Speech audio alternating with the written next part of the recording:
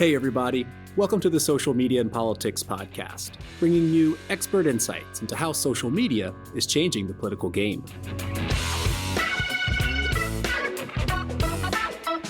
I'm your host, Michael Becerra, Associate Professor of Communication at Lund University.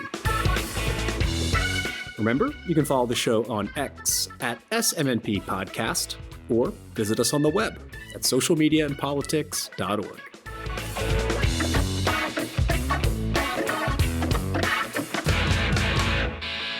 All right, y'all. Thanks so much for tuning in. In this episode, we're going to be talking about how the words that we use to describe digital media can really affect how we think about and understand digital media through a discussion of digital media metaphors. And my guests to discuss this are Dr. Johan Farkas. He is an assistant professor in media studies at Copenhagen University, as well as Dr. Marcus Maloney, assistant professor of sociology at Coventry University. And together, Dr. Farkas and Dr. Maloney have published a new book called Digital Media Metaphors, A Critical Introduction. So what exactly are digital media metaphors? We hear them all the time. Words like platforms, streaming, filter bubbles, digital town squares, information wars, and rabbit holes. These are terms that we're all familiar with and probably use ourselves, but the core argument of the book is that by reproducing these terms uncritically, we may be carrying some connotations that have serious social implications. So, for example, what does it mean that when we take an example of online harassment and discount it as trolling, we sort of limit the malicious intent behind that individual or set of collective actors by calling them trolls, which harkens back to examples of Norse mythology, as we'll talk about in this episode. Or when we describe platforms as toxic, we are medicalizing platforms as some type of infectious space that limits the accountability of individual users who are creating the negativity in that space. So it's a super interesting argument. And essentially what the book is a collection of essays from various academics covering these metaphors across three broad categories: infrastructures, content, and users. So in this episode, we're going to focus on two chapters from the users section on Toxic and Trolls, which is written by Dr. Maloney and Dr. Farkas, respectively. And I can highly recommend this book from just these two chapters in the way that it is first interesting and relevant. And in a way, once you see these arguments, you can't really unsee them. And you really see the problem with using and reproducing these metaphors uncritically. But second, I think it's a really, really nice teaching resource because the chapters are not very long and they're written in a very accessible way. And it's a good demonstration of how words and concepts matter for how we think about and also communicate when we talk about digital media. And in particular, I think these arguments are highly important from a policy context because what does it mean when we're talking about quote unquote healthy conversations? Or what are we implying when we say filter bubble? Or what does it mean when we say go down the rabbit hole? These are not the most specific terms. Most of them come from industry, and there are oversights that we miscommunicate when we use these metaphors, as I hope this episode will illustrate. So if you want to take a look at the book, you can check it out down in the episode description, but here is a little bit of a teaser from it. So without further ado, let me turn it over to my guests. Again, we have Dr. Johan Farkas, Assistant Professor in Media Studies at Copenhagen University, and Dr. Marcus Maloney, Assistant Professor of Sociology at Coventry University. Dr. Farkas, Dr. Maloney, thanks so much for taking the time out. Welcome to the Social Media and Politics podcast. Thanks so much. Yeah, thanks for having us. So why don't we start out by discussing digital media metaphors as a concept? It's interesting to think that the development of digital technologies has led to all kinds of new things that we didn't have before, right? Like the internet, all these various apps. And so we have to invent new terms and phrases to discuss these new things. So what's the difference, or is there a difference between giving something a new name and using a metaphor? And why might this distinction matter? Yeah, thank you so much for that question. So metaphors are all around us, right? And we don't necessarily think about how much we actually use them because as soon as they get old, they also just get absorbed into language. And we don't think about how the roots of a word might actually be something completely different. So this is not something that's particular to digital media, but in a digital context, we are just completely surrounded by metaphors. And one of the explanations is probably that the material reality of the internet, for example, the wires and the server rooms and so forth, the microchips, they are not how we experienced the internet, right? We experience it as spaces that we enter, addresses that we type, and so forth. So all these spatial metaphors, for example, have become a way for us to understand what we're doing online. And with metaphors in general, we end up viewing the world in certain ways, and they emphasize certain aspects of, for example, the internet, and in other ways, maybe hide things that are important. And so for us coming into this project, editing this book on digital media metaphors, it was not to study the quirks of language. We're not linguists. We come from media studies and sociology, but we think that many of these prevalent metaphors around digital media, they have real power and also real problems in terms of how they, in certain respects, frame certain parts of the internet and digital media in particular ways, and especially in a time where there is also so much attention to how we can regulate digital platforms. One of the metaphors from the book is platform. And so the way in which we think about them will also have a big implication for how we, for example, think of solutions in terms of some of the problems that we face online.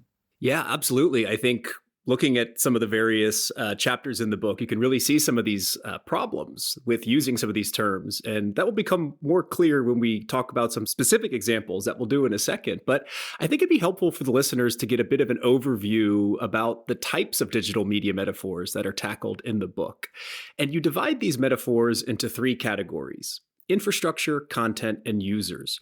Could you explain the idea behind focusing on these three categories and maybe provide a few examples around what exactly are these digital media metaphors? Yeah, the first thing that I kind of want to say, in terms of thinking about how we kind of structured and kind of the overarching vision of the book, it needs to be said that, this initially was definitely sort of Johan's vision. And I guess I was just kind of smart enough to realize what a great idea it was to sort of go forward with the book. Underpinning everything, I think, for me and Johan, and, sort of informing the authors that we wanted to bring in and so on, we kind of share this kind of core concern with the way that digital cultures, really often talked about in quite negative terms, and how these kinds of negative discourses around digital cultures, online cultures and so on, they actually justify and lead to some quite sort of paternalistic approaches to things like sort of internet policy. And also, I think more broadly, the way that the internet and internet cultures get kind of scapegoated for these much more kind of deeper and longer term kind of wider sort of social, cultural sort of issues. In terms of the process of how we thought about structuring the book, we actually kind of started backwards. So our first thought was, having this kind of core concern, it became clear to us that, in almost all cases, there's kind of one or another kind of key metaphor that kind of drives these concerning negative discourses around the internet. So the first step for us was to think about, okay, what's a kind of collection of the most dominant metaphors that we think demand critical interrogation? And then once we had our list of metaphors and we had the authors in mind, then we had that kind of job of, how are we going to kind of structure it, which is the infrastructure of the internet, the content of the internet, and then the users of the internet. And in some ways, some chapters might have kind of gone into one or the other, but I think it kind of makes sense. And to give you a couple of examples in terms of how certain chapters fit into those kind of three broader parts. So the chapter on the metaphor of the platform, so the kind of the internet platform, which was written by Anne Helmond and Fernando van der Vlist, that's an example of a chapter that goes into the infrastructure section. So then we have a chapter on information warfare by Valentina Shapovalova, and that's an example of a chapter that goes into the content section. And then, finally, interestingly, Johan and myself did chapters in this last user section, and then the other author is Sharon Greenfield, who did a chapter on digital natives, and that's an example of a kind of metaphor related to the kind of users, the human users of the internet. Yeah, and once you start thinking about it, you start to see these metaphors really everywhere. And so to kind of maybe illustrate where some of the risks are around these metaphors, I thought we'd discuss each of your contributions where the metaphors of toxic and trolls are in focus. And again, once you kind of see the connotations that are associated with these metaphors, you really can't unsee them. So why don't we start with your chapter, Dr. Maloney, on toxic, which was Oxford Dictionary's word of the year in 2018. Can you introduce us to why you picked this metaphor of toxic and how it ties to a broader trend of medicalization? Oh, God, yeah. Okay, the toxic metaphor. I remember when we were, I think early on when I was talking to Johan, there were some reservations about even including this metaphor because there's kind of wider and kind of non-digital sort of uses of this metaphor. But, I mean, the first thing I need to do is give a big shout out to my co-author, Judith Fatala, who's, very much an equal partner in sort of writing that chapter on the toxic metaphor. But the reason it concerns us, the toxic metaphor, is the way that it kind of frames digital cultures in negative terms, but also in what you could call techno-determinist terms, which for those who are not familiar with the concept, techno-determinism, essentially in kind of lay terms is the idea of kind of blaming technology as the cause of people's actions in the world, like bad actions in the world.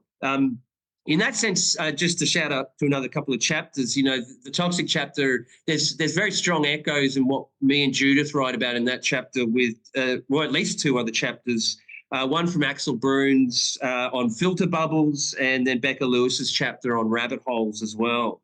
But basically with the toxic metaphor, I mean, you see some of the kind of more problematic aspects of internet cultures. I mean, to give two examples, this kind of proliferation of kind of misogynistic discourses or the proliferation of kind of racism online. With the metaphor, you see these things articulated as a sort of this kind of amorphous technological disease or at best a kind of pathology. And the issue that we have with this, which we sort of go into in the chapter, I mean, this idea that you can sort of catch toxicity from online spaces or online communities or whatever. One, it takes away the agency and the responsibility of, the users who choose to engage in these kind of problematic practices. I think just as importantly, it kind of renders invisible, the much broader and kind of longer standing social and cultural dynamics, at the heart of things like racism, misogyny, and so on.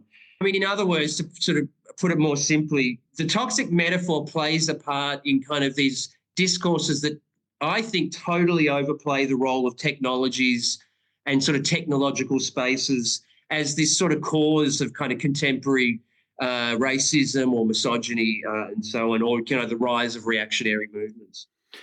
Right. And as you alluded to, when we do that or when that kind of connotation exists, it strips users from their agency and their accountability. And it also downplays the ability of users or the ability of these spaces to be sites of resistance. And so I'm wondering if you could just unpack that argument a little bit about how when we use these metaphors, as you said, it sort of has this determinism for the platform, but that in a very slight way affects our ability to look at users and what they can do with these platforms. Oh, yeah. I mean, for me right now, I come from Australia, I work in the UK, but for me, you're seeing this dynamic play out in real time right now. I don't know if you're familiar with the Australian government just recently passed legislation, which is essentially banning all young people from the kind of main social media platforms like Instagram, Facebook, and so on. I think sort of anyone 16 years old and under. And I mean, it's an absurd response to kind of youth and mental health issues, which are highly, highly complex. They're related to kind of economic precarity. There's a whole range of sort of, social isolation and so on. And it's a very sort of seductive and easy answer to kind of focus on, the internet and this sort of toxic internet as the cause of that particular issue. And you are seeing that current policy in Australia, was the reasons for it were articulated very much with kind of reference to kind of metaphors like toxic and so on. I mean, one of the examples that we give in the chapter, like in terms of understanding these kinds of problematic cultures, agency, and then the kind of wider social forces, relates to trying to understand the appeal of Donald Trump. And, just to note, we wrote this chapter before the recent election, and I feel like it's taken on a new kind of relevance after the election. But yeah, with Trump, I mean, the appeal of Donald Trump as a kind of reactionary sort of maverick figure, it's a really complex and multifaceted thing. It includes looking at sort of historic, sort of racial tensions in America, sort of economic precarity, this whole kind of range or gamut of kind of socioeconomic and sort of cultural aspects of a kind of American society and American history. And yet you find a lot of commentators and kind of policymakers and so on seem really drawn to this seductive idea that you can sort of blame it, and they use the term explicitly, sort of toxic internet cultures, that, the internet or the manosphere, the toxic manosphere is to blame for Trump's win. I mean, the fact is that societies like America or the UK, no less so, societies are becoming divided. They are polarized. And absolutely, this polarization is playing out online as much as it's sort of playing out offline. But the divisions and the polarity are not caused by, quote unquote, a toxic internet. There's an old saying which I absolutely love. I think apparently Google says it was attributed to Mark Twain originally, but for me it sort of captures everything, which is for every problem there is a solution that is simple, neat, and wrong. And I guess a lot of the metaphors that we're kind of concerned with in the book, and when I say we, us and all of the authors, they're ones that do lead us, I think, to these, kind of wrong understandings and these wrong approaches. Yeah, just to jump in with one note on that, because I think a good example also of what these metaphors, what they do is that there are these real power dynamics at play as well in terms of how we understand it. So if we describe social problems as being caused by a toxic internet, then the solutions also become limiting access to this toxic place, right? And not talking about these historic and broader socio-political dynamics. But also in other cases, there is real politics from tech companies as well in terms of what metaphors become prevalent and dominant. So we have chapters in our book also on a metaphor like the cloud, this notion of uploading your things, your files in the cloud, or streaming a movie in the cloud, as a metaphor for the way in which we engage with the files that are not on our own hard drive. But of course, these tech companies, they really like this metaphor because it diverts attention away from the fact that these are like giant server rooms that are hugely impactful on the climate and draws a lot of energy and are made from these rare earth materials that are mined under horrible working conditions and so forth, right? So calling it the cloud becomes this kind of neat, fluffy way of talking about something that otherwise might lead people to question, how should we regulate these big server farms, and how much should we actually be using these cloud technologies when they have this environmental impact?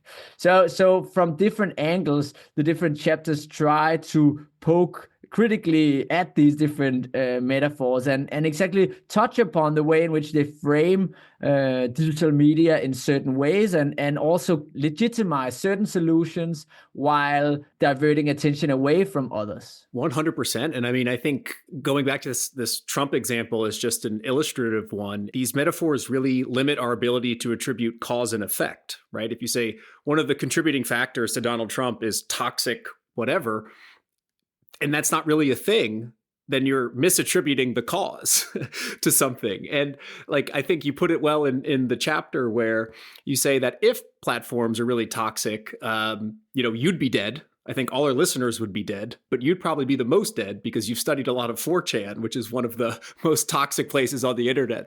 And when we use phrasing just like that, it can overshadow really important societal issues. And you've looked at this in the context of masculine insecurity. And so I'm just wondering if you could give us a brief overview of that research in terms of how using toxic to describe a place like 4chan might really overlook some important parts of the internet that are doing things for certain people. Well, again, I'm doing a lot of shout outs. I need to shout out to Judith again. All of the best lines in that chapter are Judith's lines. So it was her line actually that, if 4chan were toxic, we'd both be dead by now. I mean, yeah, so to give a bit of context, both me and Judith had in the preceding sort of couple of years done quite extensive in-depth research of 4chan, which, is widely seen as one of the most quote unquote toxic spaces on the internet. I think the New York Times or another big paper like that described it that way. But yes, so, my work found a lot of quite sort of empathetic and sort of non-reactionary supportive practices among sort of young male presenting users in that space. Judith's work, actually, which I was sort of indebted to with that paper that I'm just talking about now, was especially interesting. She did a paper for First Monday. It's a sort of online academic journal, basically exploring how female presenting users sort of co-opt 4chan and sort of carve out, space for sort of subcultural capital and resistance on this, platform that everyone just thinks is sort of terminally sort of toxic. The point is that, the work that we've done, on 4chan kind of sort of show it to be this, highly complex, like ideologically complex, very sort of contradictory online space, basically full of the whole kind of range of human expression that you might find, including the really bad stuff, obviously. And yeah, in that sense, I think something like 4chan probably does kind of, forgive the metaphor, but hold up a mirror to society in a way that I think makes a lot of people quite uncomfortable about, having to sort of accept, those kind of darker aspects of who we collectively are in sort of 2024. Absolutely. And I think when you see it, even if it is, plays a little bit into the cultures of that space, you kind of have to, as you said, look at it in the mirror and see that it does exist and it does be expressed somewhere. But as toxic has associations with biology, let's move on to trolls and their association with mythology. Dr. Farkas, you and your co-author discuss the metaphor of internet trolls and how it similarly overshadows, important issues. And looking just at how scholars and journalists discuss trolls, you identify 3 pretty different usages. So why did you decide to focus on trolls as a digital media metaphor? And how has that metaphor typically been used by academics and journalists? Yeah, so this chapter on trolls, so I'm sure most listeners are well aware of this metaphor, right? Different forms of transgressive behavior online being described as trolls and trolling. And it has this quite long history online, emerging in the late 80s or early 90s.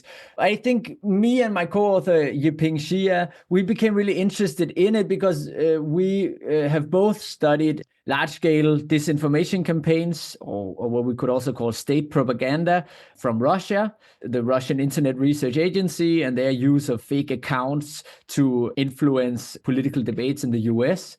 And there, I was really struck by, and so was Yiping, the use of this troll metaphor, which has become very prevalent, the notion that we can describe, for example, Russian propaganda efforts as a troll factory or troll army. An army of trolls, right? Because historically in internet culture, this term trolling and being a troll was much more an individual thing. That was this kind of transgressive behavior, people making pranks online and doing things so-called for the lulz. So doing things just for the heck of it, right? But as we map it then in the chapter, troll has these kind of 3 concurrent meanings today that are all intermingling and overlapping, but are quite different. So we have the generic troll, as we call it, which is this kind of notion of the bored teenager sitting alone and just wanting to wreak havoc online and write annoying comments or disrupt conversations. Then we have the discriminatory troll, this notion of organized collectives of harassers, misogynists, racists, who engage in kind of sustained, organized forms of harassment of women, of different ethnic minorities online, which is, of course, quite different and has this level of organization to it, right? And then finally, as I already touched upon, we have this notion of the troll factory, which are these paid propagandists, employees in Russia, for example, working for this Internet Research Agency company that engaged in these forms of state propaganda activities, and they are also being described as trolls, right? But in terms of aims, it's very different. In terms of motivation, it's very different. In terms of effects, it's very different, right?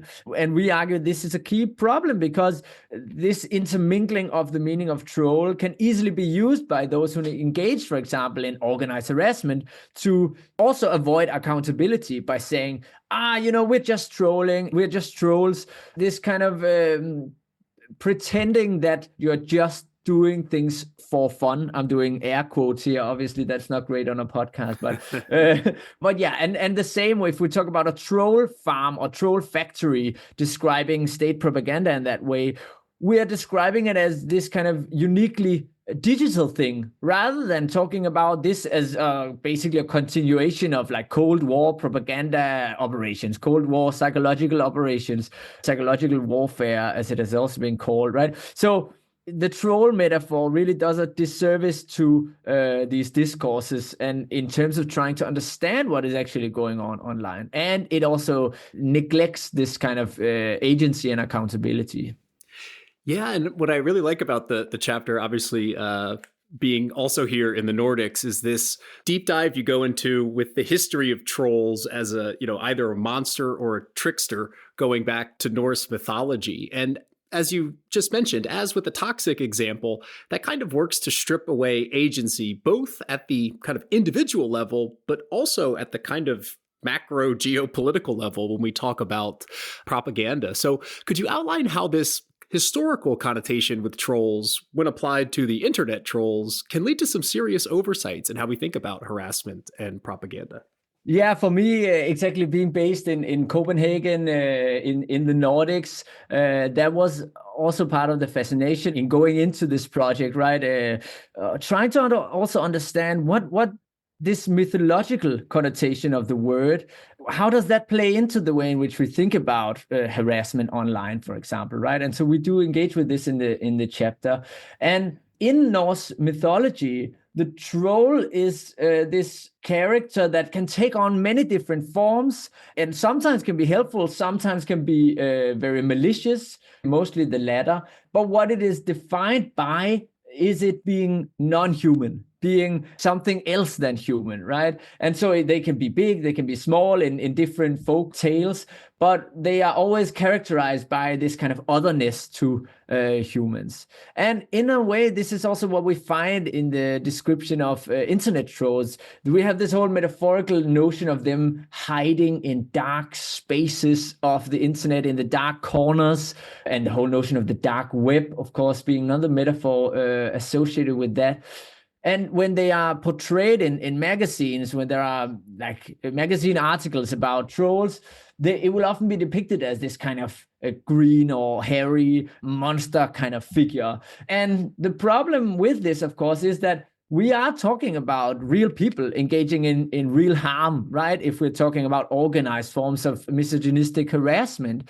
And so describing it as this kind of otherworldly thing really moves our attention away from what we should be focusing on, which is there is a structural, long-standing historical problem with misogyny in our societies and in the digital world that is still the case. And that will take on new forms in digital spaces, of course, but that does not mean that this is like a otherworldly thing or that it is a completely new digital thing.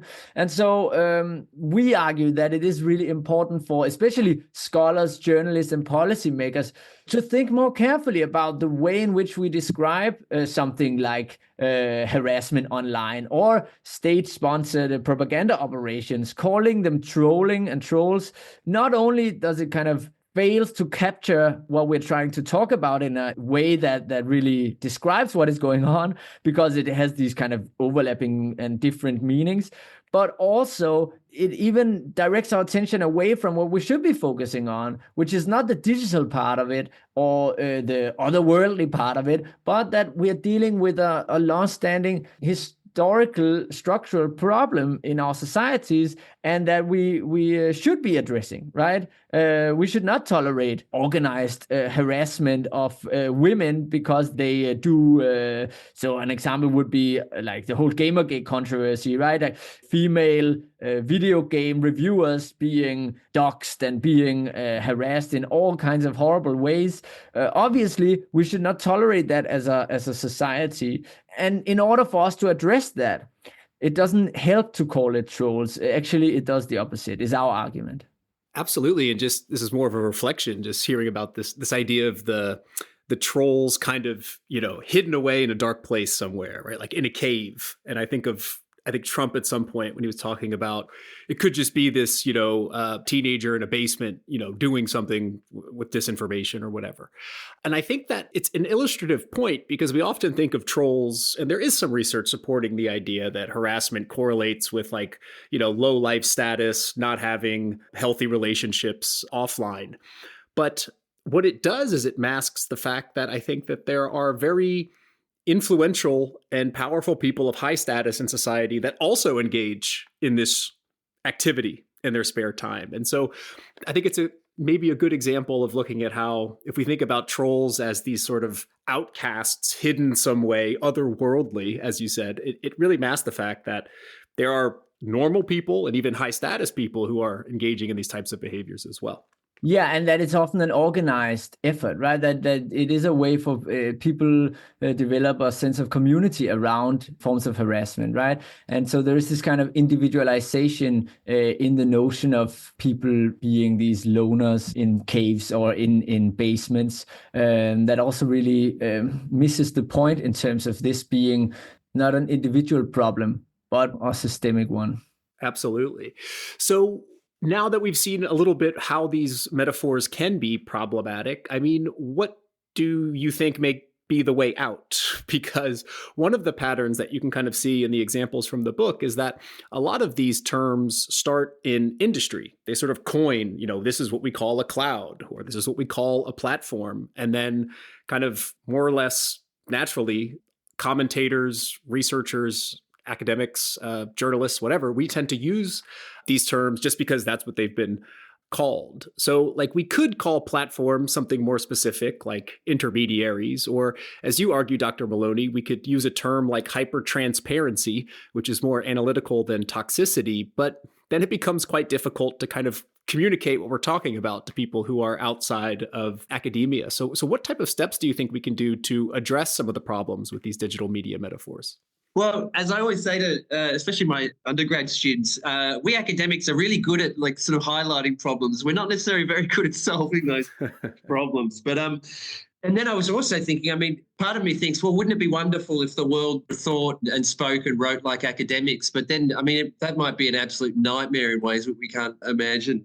So one of the kind of core things that especially Johan was adamant to kind of emphasize throughout the book was this idea that, we can't really escape metaphor. It's basically one of the kind of fundamental discursive tools that sort of human beings seem to have always employed and always will employ. What we've been trying to do, with all our sort of amazing authors, is just try and understand how these digital metaphors work and the kinds of dubious discourses and policies that they can justify. Some metaphors are more benign than others. And I guess our book, and again, shout out to all the authors, have focused on those metaphors that we find more problematic in the ways that I've tried to talk about and Johan's tried to talk about in this session.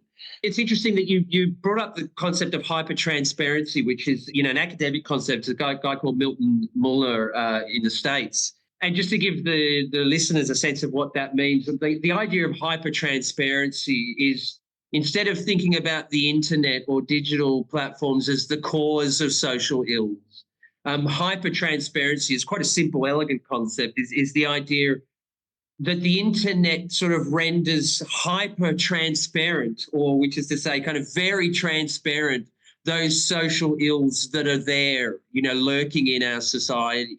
And, of course, that really changes the dynamic. But as you sort of suggest in the question, it's not particularly accessible to be sort of kind of throwing around these sort of quite convoluted sounding academic concepts or whatever.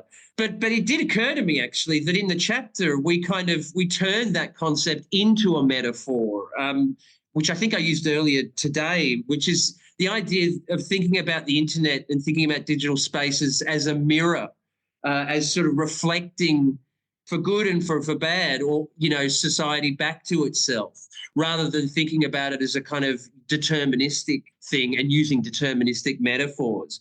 So, yeah, I mean, for example, I would be very much in the business of trying to promote the metaphor of the mirror to understand these things, rather than some of the other metaphors that, that the book focuses on. Yeah, just to add to that, I think it is really important to stress that this is not a call for abandoning metaphors, because that would both be impossible, but it would also be a very boring world, even as a thought experiment, because it is what we do, right? A new thing comes into our lives, and then we start understanding that in terms of what we already had, but also maybe the new thing will inspire us to think differently about the past, right? So one example we give in the book is this notion of the mind, our human minds. And as other scholars have shown, like at different points in history, the mind will be understood as a clock or as a steam engine by Sigmund Freud and others. And today, of course, the prevalent metaphor is the notion of the mind as a computer, right? But then at the same time, the computers are also understood as being similar to the mind, right? Which is the whole notion of artificial intelligence, right? So there's a kind of weird circularity to it in that case. But I think our motivation for doing the book, and the reason I think it is important to think more critically about it, is that it's not just that industry are using buzzwords, but it is very much the case that journalists and scholars and also policymakers adopt them without much critical reflection. And so we see these kind of hype trains of different metaphors coming into existence and then becoming very popular also among academics, not always with a very good description of what we are actually talking about, or reflections about what it actually captures well and maybe what it leaves out. So that could be a notion like filter bubble or the cloud and so forth, right? So I think our book is really a call, certainly not for abandoning metaphors, and not necessarily even abandoning all the metaphors in the book, of course, but just to, when we, especially as scholars, analyze different phenomena in the digital realm, another metaphor, because of course the digital cannot be so neatly separated from the non-digital. But when we do so, we really need to think about the way in which certain metaphors highlight some aspects and neglect others. Absolutely. And then that got me thinking about my last question here, which is about the metaphors that scholars come up with in terms of the concepts that we invent to try to understand the internet. Because I think, there's one possible reading of the book where it is a sort of critique on industry that, these terms shouldn't be created by them, they should be created by us as researchers.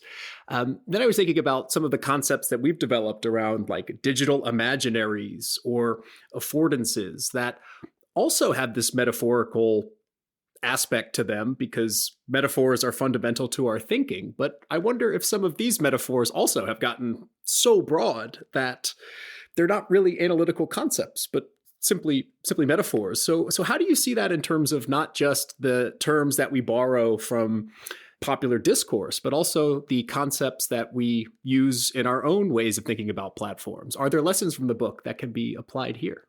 Yeah, I think it's a really good point that these metaphors that become buzzwords in discourse around digital media, whether it's in academia or journalism or beyond, they can originate different places. And many of the metaphors in our book do originate with industry, as you say. And in some cases, industry tech companies will have clear preferences, because also being called a platform means that you distance yourself, for example, from being a media company, which would entail that you also now have some kind of responsibility for the content that you are hosting on your website, which is of course the last thing that a company like Meta, who owns Facebook of course and Instagram, want, right? So there are these power dynamics, but certainly academics can also come up with with buzzwords, and at other times, I mean, this notion of the medical vocabulary, one very prevalent metaphor we had in recent years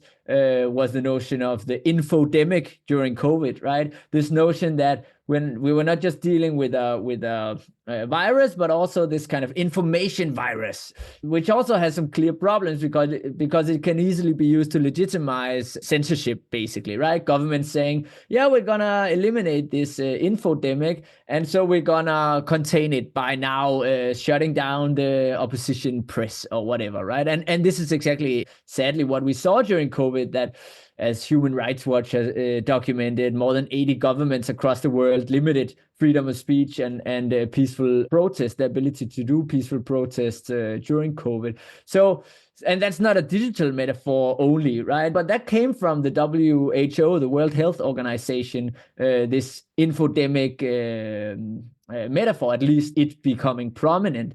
So we can find metaphors, buzzwords appearing sometimes from academics, sometimes from industry, sometimes from journalists, and that is going to continue happening, right? But I think especially as academics, it is important to think twice about which ones we adopt, maybe in the first place, but also when we adopt them, what does it give to our analysis to call, let's say, to go back to my chapter with Yiping, if we call something trolling and trolls, what does that give to our analysis? Obviously, it might help. It might help explain what we're dealing with, because troll has become this buzzword. But again, it certainly will also hide other aspects, right? It might hide, if we're dealing with troll factories and state propaganda, it will hide that this is very much a continuation of what states throughout the 20th century and into the 21st have been doing for a very long time, namely trying to meddle in each other's democratic debates through different forms of propaganda operations. And of course, also internally in countries, trying to control the different narratives about the government and so forth. So I think especially scholars, but also journalists and policymakers who are also in a position to do something about different problems that we are facing, really need to think about how these metaphors shape their thinking, both sometimes productively, but certainly also at certain points in limiting ways. Just to quickly jump onto that, just before our session, I was in a reading group and we were discussing critiques of Habermas's public sphere theory. And your question has just suddenly occurred to me, how much of social and political theory is just essentially a form of metaphoric sort of analysis. 100%. I mean, public sphere, echo chambers, right? That was introduced by an academic without any evidence for it and has caused an enormous amount of public money to be spent on researching the extent of echo chambers, which I'm sure that the chapter on filter bubbles gets at. And just to pick up on something that Johan said about, I think it's extremely problematic for policymakers. I mean, they're obsessed with healthy democracies, right? Which is the biomedicalization. So at the very least, I think it's important at the individual level as citizens to be aware of the relationship between language and what is implied and what is hidden, which I think the book shows very well. So I encourage all the listeners out there to go pick up a copy and you won't regret it. It's really, really a fascinating set of arguments. So Dr. Farkas, Dr. Maloney, thanks so much for taking the time out and sharing your research with us. Thank you so much, Michael. And yeah, just a final note maybe is that important thing to say is that there are so many metaphors out there around digital media and a lot of prominent ones. So we could have filled a whole second book. So that's maybe an encouragement also. If for people considering buying the book, it might help us then later convince a publisher to do a second version with even more metaphors. Here. I've just been speaking with Dr. Johan Farkas, Assistant Professor of Media Studies at Copenhagen University, and Dr. Marcus Maloney, Assistant Professor of Sociology at Coventry University. You'll find a link to the book we've been discussing down in the episode description.